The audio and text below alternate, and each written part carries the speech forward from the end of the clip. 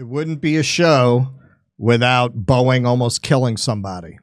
This time, actually, it might have warmed up to Boeing a little bit if it had worked out, because the theoretical victim would have been Anthony Blinken.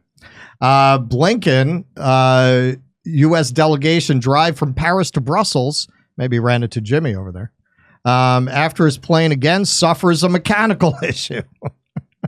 You can't make it up. So you always get the impression they must have like the best, absolutely foolproof planes for the government, but not if you get them from Boeing. Secretary of State Anthony Blinken and an American delegation were forced to drive from Paris to Brussels to attend a NATO meeting Wednesday after his plane was again grounded due to a mechanical issue, the State Department said. The incident, involving the aircraft identified by Bloomberg as a modified Boeing 737, happened after Blinken's travel plans were upended in January when the plane he was using to visit Davos, Switzerland for the World Economic Forum's annual meeting encountered what the State Department described as a mechanical issue as well. So this is the second time that the Secretary of State cannot take off because his plane was made by Boeing. Huh. Due to a mechanical issue with the aircraft, Secretary Blinken and the American delegation drove from Paris to Brussels to attend the NATO foreign ministers meeting, a State Department spokesperson said Wednesday, following the latest incident. The trip between the French and Belgian capitals is about a 4-hour, 200-mile journey. Blinken had met with French President Emmanuel Macron in Paris on Tuesday.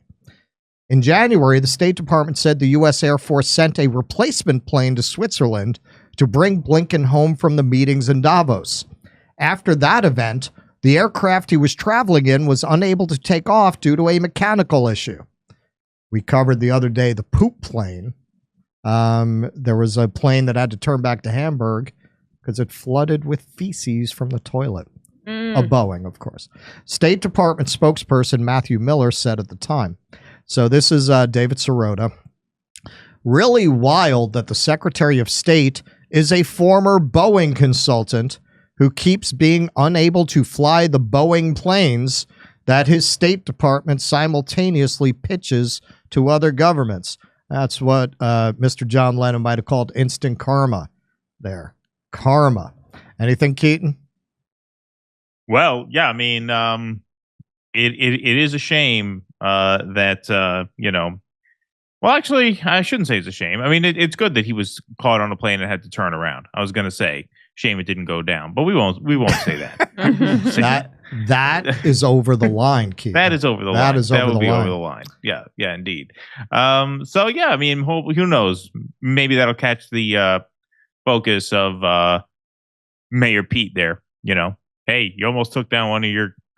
almost looked at one of your cabinet members there. I mean that if that is not late capitalism imperial collapse, I don't know what is. I mean that's crazy. That's like the Visigoths are coming, but none of the chariots are working. You know, I mean, right? It's just every part of the empire has become so corrupt that it can't even build conveyances for the government that are trustworthy. Well, this is what I said. I mean, I think I said this on our show a while ago. It's like Boeing, you know, by financializing their business model, because this marked a shift. I mean, they used to be about making the best machines, figuring that if we make the best machines, we'll sell the most airplanes and we will be at the top of the market. And that was true for a while. Now, that probably would have remained true even if they didn't shift models no matter what. But in Boeing's case, you have a guaranteed cash flow by the United States government. Like your military industrial complex, you got it coming in every year anyway. So like there's no reason to do what they did. Well, and you've got the next best thing to a monopoly, a duopoly. Right. It's basically you and Airbus with a few minor players in the space. Right. And the bar to entry is so high that there's not even going to be a third as long as you keep making. Now there will be.